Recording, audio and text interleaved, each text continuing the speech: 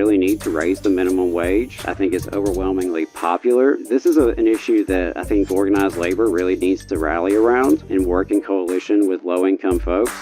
Which side are you on? Which side are you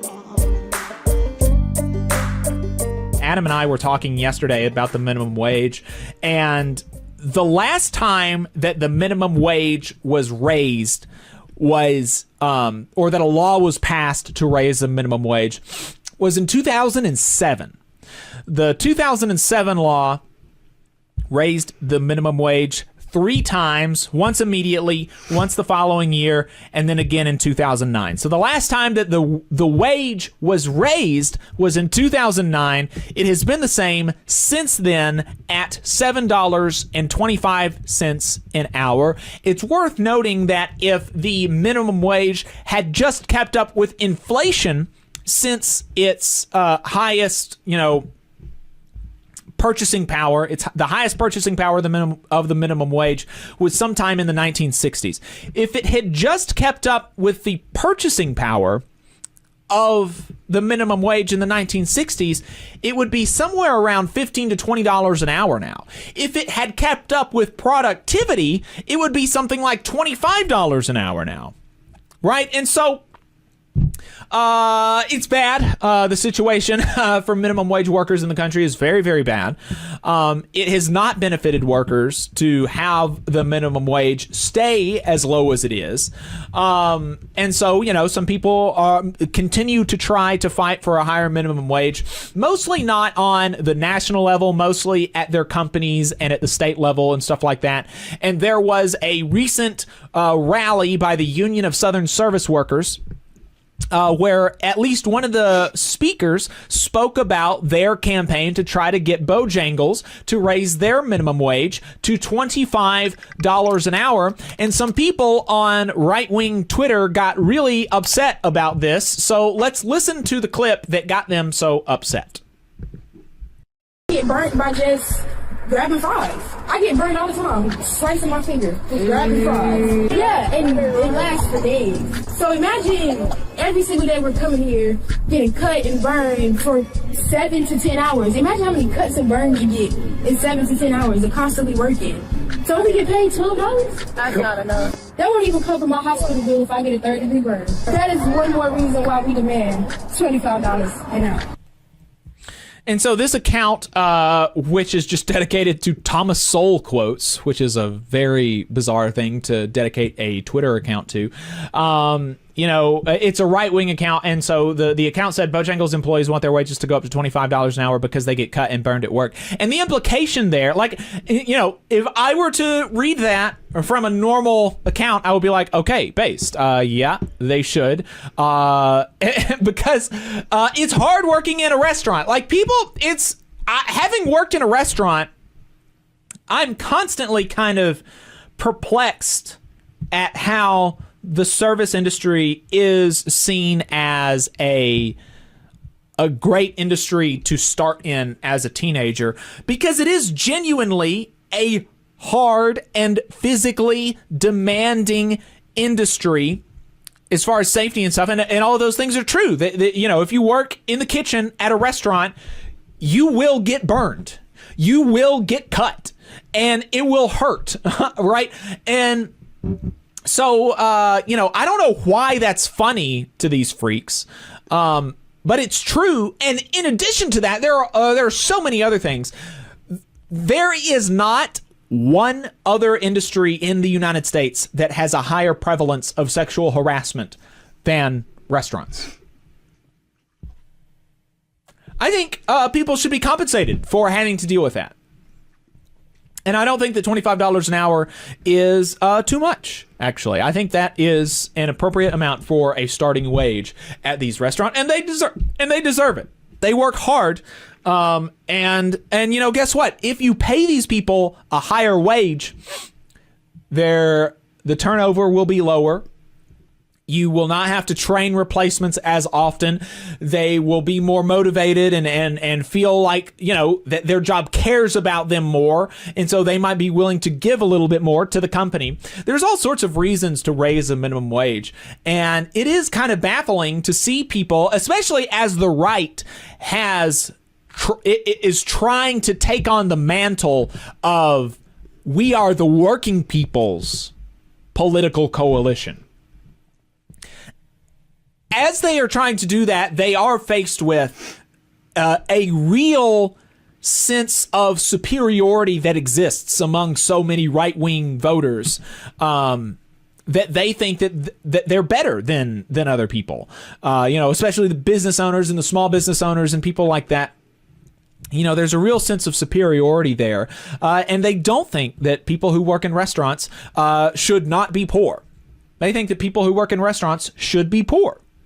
And so, it's difficult to kind of try to be the pro-worker political coalition while also openly laughing at the idea that working people should get paid a reasonable amount of money.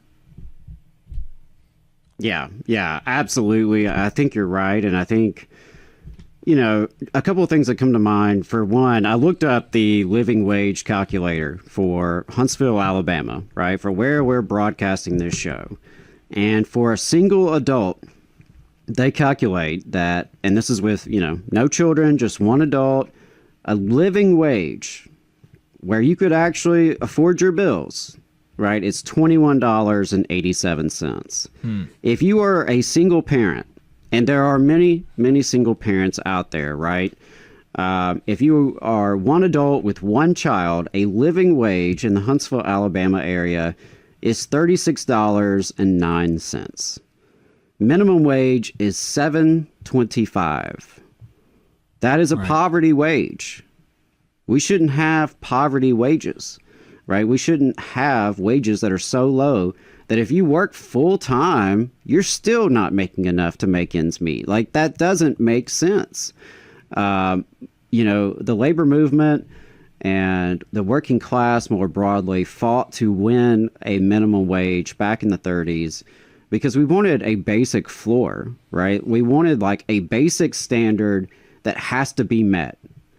And we've seen it decline over time, as you mentioned with those numbers at the beginning, right? It has not kept up with inflation. It has not kept up with productivity. It hasn't been raised since I was in high school. I have a third grader now and a mortgage, right? I've got gray hairs in my beard. That's wild. I graduated from high school the last time Congress adjusted the minimum wage. Now, a couple other things that come to mind. The service sector and restaurant industry in particular is very, very low union density. There are very few unions in that industry, which is part of why it has been exciting to see Starbucks Workers United and Union of Southern Service Workers. Yes, and really quickly on that point, I want to give it back to you. There was something that there's been a lot of conversation around, from some people on the anti-tariff side, that I'm not on the anti-tariff side, generally speaking, but this was a good argument that some of those people were making, was that, the reason that people have a nostalgia for these automotive manufacturing jobs is not because working in automotive manufacturing is so great, or that it is necessarily so great. It was good to the extent that it was good, and even that is like a little bit contested, because of unions, right? Before unions came into the automotive sector, they were terrible jobs. They had huge high turnover rates that would make a restaurant blush today, and they just burned and churned through people. And it was unionization that made those jobs bearable at all, and any job can be a union job. And as evidence of that, they pointed out that McDonald's workers in Denmark make more money than Honda workers in Alabama. Wow. Right? So, that's like, Hey, 5 seconds. Just wanted to say that this is only possible because of our donors. If you want to see more of this, then consider donating yourself at tvlr.fm/donate. And, McDonald's obviously is still making a profit over there. Right. They haven't shut Otherwise, down. they wouldn't be. I mean, McDonald's is not going to go to Denmark for charity. Right. And the Big Macs in Denmark are not much more expensive. Right. Yeah, I think that's all, important to point out. And the lack of unionization in the restaurant industry, it has contributed to those being quote unquote bad jobs, right? Because unions are a way to fight back against the sexual harassment that you mentioned. Yep. Fight back against the workplace injuries that, the sister was mentioning in the video. Unions, that's just a fact that unions are a tool and are an effective tool to combat discrimination, harassment, workplace violence, workplace injuries, deaths on the job, any kind of issues in terms of safe working conditions, decent working conditions, and, oh, by the way, that little thing we call respect, right? To have some respect on the job, have some rights on the job, have a voice on the job. And so that's one issue that we're dealing with, is that we need to see unions really take off in every industry. So there are no longer these bottom of the barrel jobs and bottom of the barrel industries that can churn and burn through people, that can take advantage of folks, that can look for, young workers, formerly incarcerated workers, currently incarcerated workers, undocumented workers, whatever the situation may be. But, any job, if it's worth doing, right, if there's value in this job, and for whatever reason we have figured out there is some value being produced, why can't it be a good job? Right. Why can't it be a good union job? Why don't those workers deserve the same rights and benefits as everyone else? Why couldn't they make enough to provide for their family, right? Go to the doctor when they're sick, maybe even have some retirement when they need it, right? Why is that such a radical idea? And, I think it's also worth pointing out that there are some states and cities that have raised minimum wages. They have not waited on federal action, and so they've done that. And that's been really exciting to see. And, people can point to whatever evidence they want to point to. I think it's been proven over time that whatever negative impacts that come from increasing the minimum wage are more than, outweighed by the positive impacts.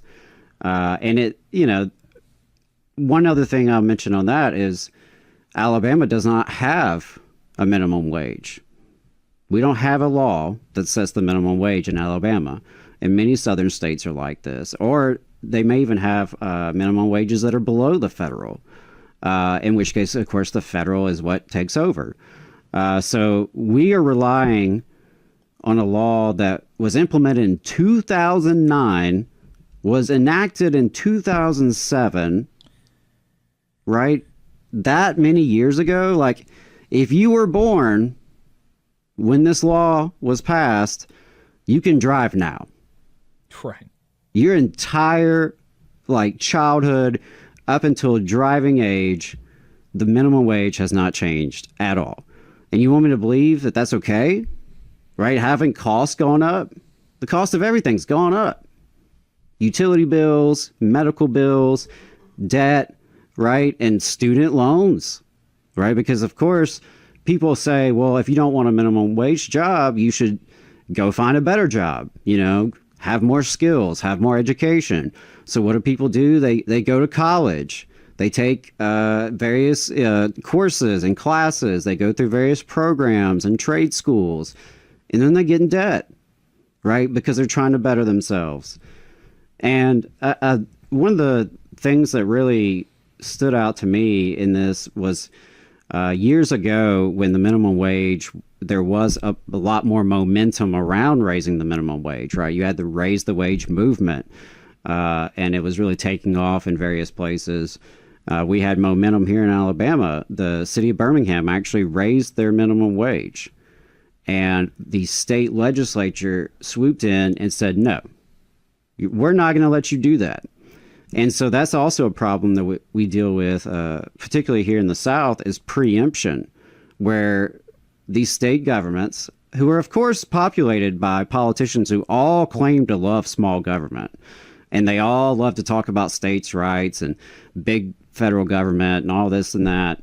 But when it comes right down to it, when cities or counties within their state try to do their own thing, whether it's raising the minimum wage or, as we heard about in Texas, like passing heat protections for workers, mandatory water breaks, something as minor as that, the state actually steps in and says, no, we're not going to allow the city government to do that.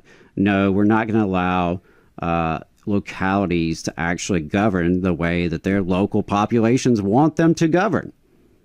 And so I think that's another factor because and that was one of my earliest experiences in organizing and activism, was getting involved around the minimum wage. And by the time I was really doing that, I was no longer making the minimum wage. At that point, I was a teacher. I was on the very bottom of the teacher salary matrix, so it wasn't that much better. But, you know, I still, having spent years in the service sector, in the restaurant industries, just knew how important it was to provide a higher floor for people, to ensure that, you know, if we're paying folks, they're making enough for it to be worth the while. They're getting at least some return on the value that they create. It is just obscene that we have particularly large employers that rely on poverty wages, like that rely on their people being so poorly paid that they can then turn around and qualify for government benefits. And what sense does that make? Yeah, it's insane. So I think this is an issue that I think organized labor really needs to rally around, and work in coalition with low-income folks. We really need to raise the minimum wage. I think it's overwhelmingly popular. And, you know, if you're one of those people who says, well, I'm making, you know, $17 an hour. If you raise it to $15 an hour, I'm barely making more, right? Mm-hmm. Well, then you deserve a raise too. Right? Like, that's the whole thing. A rising tide lifts all boats. And that's the approach that we should be trying to take, and grow the economy from the bottom up. Because when low wage workers get a raise, they go out and spend it. Mm-hmm. Right? They're not going to invest it in offshore bank accounts. It doesn't end up in the Cayman Islands, right? When folks who work in restaurants, when folks who work at gas stations, when people who work in various lower wage sectors, when they get a raise, they're spending it. In many cases, they're just, you know, trying to climb out of the hole that they're in, right? And fix the car that needed to be fixed, and fix the HVAC system that they haven't been able to repair, right? And go to the dentist for the first time in years. Things like that, like just real practical stuff that will be spent in our economy. So it doesn't make any sense. And I think you're right that there is some moralizing around it. I think that people do look down on those in poverty. People do look down, in some cases, on people who are working in lower wage jobs, as if, you know, the wage is somehow indicative of someone's true value or worth or dignity. So these corporations are making plenty of money. They can afford it. If they can afford it in Europe, right, they can afford it here in the South. And there is no excuse. There's no excuse. We allow the South to be this refuge for low wages, and it is really obscene, and it drags down the entire country. You just saw a clip from the Valley Labor Report. We are live every Saturday morning from 9:30 a.m. till 12:30 p.m. And we pride ourselves on keeping all of our content free to everybody so that we can talk to as many working folks as possible. If you support the work that we're doing, you think that it's important, you think that it's good, then consider making a monthly contribution to the project, and you can do that on our website, tvlr.fm.